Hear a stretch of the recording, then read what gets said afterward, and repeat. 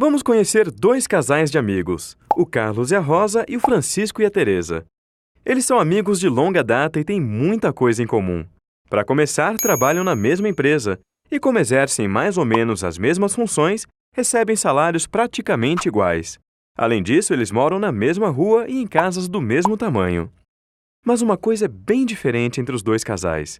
O Francisco e a Teresa não têm filhos, são só os dois. Já o Carlos e a Rosa têm 3 filhos, um mais agitado que o outro. Recentemente, o Francisco e a Teresa quiseram aumentar o tamanho da casa em que moram e decidiram construir um segundo andar. Foi uma obra trabalhosa que levou bastante tempo, mas no final ficou muito bonito.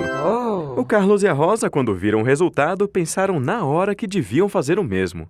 Afinal, já era tempo de arrumar mais espaço para as crianças. Mas quando fizeram as contas, que pena! O dinheiro que ganhavam não era suficiente. Mas como então Francisco e a Teresa conseguiram aumentar a casa se o salário deles é o mesmo do Carlos e da Rosa? Não é difícil responder, não é mesmo? O Carlos e a Rosa têm 3 filhos. As despesas deles são muito maiores do que as do Francisco e da Teresa. Eles têm gastos que os vizinhos não têm, como a escola, por exemplo. E outros gastos pesam mais no orçamento, como o supermercado, a luz, o gás. Por isso, sobra pouco para outras despesas, como fazer melhorias na casa. Com o orçamento público é parecido. Apesar de arrecadar dinheiro com a cobrança de tributos, o governo não pode gastar esse dinheiro como quiser.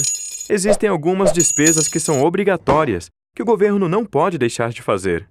É o caso do pagamento da dívida pública, dos salários dos servidores, das aposentadorias, de benefícios como o auxílio-maternidade e auxílio-doença, das transferências que a Constituição define para estados e municípios, entre outras. Quando essas despesas obrigatórias aumentam muito, sobra pouco para fazer outros gastos que também são importantes para o desenvolvimento do país, como o financiamento de pesquisas científicas, a melhoria do ensino, a modernização de hospitais, a construção de estradas. Esses gastos que são tão importantes, mas não são obrigatórios, têm um nome esquisito. São chamados pelos especialistas de despesas discricionárias. O que acontece com o nosso orçamento público é exatamente isso.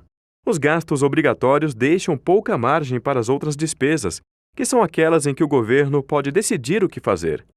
E aí fica como um cobertor curto. Se a gente esquenta a cabeça, esfria os pés. Se esquenta os pés, esfria a cabeça. Para aumentar esse cobertor, ou seja, para ampliar as despesas discricionárias e investir na infraestrutura do país, é importante calibrar bem as despesas obrigatórias e garantir a aplicação eficiente e eficaz dos recursos que sobram. Porque se isso não for feito, a alternativa que resta é cobrar mais imposto. Portanto, no orçamento público não existe mágica. Se algumas despesas não estão sendo feitas, é porque os recursos estão sendo direcionados para outros gastos ou podem não estar sendo bem aplicados.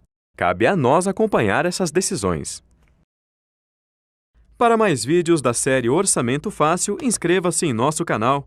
E se você acha que outras pessoas também deveriam aprender mais sobre orçamento público, curta o vídeo e compartilhe com seus amigos.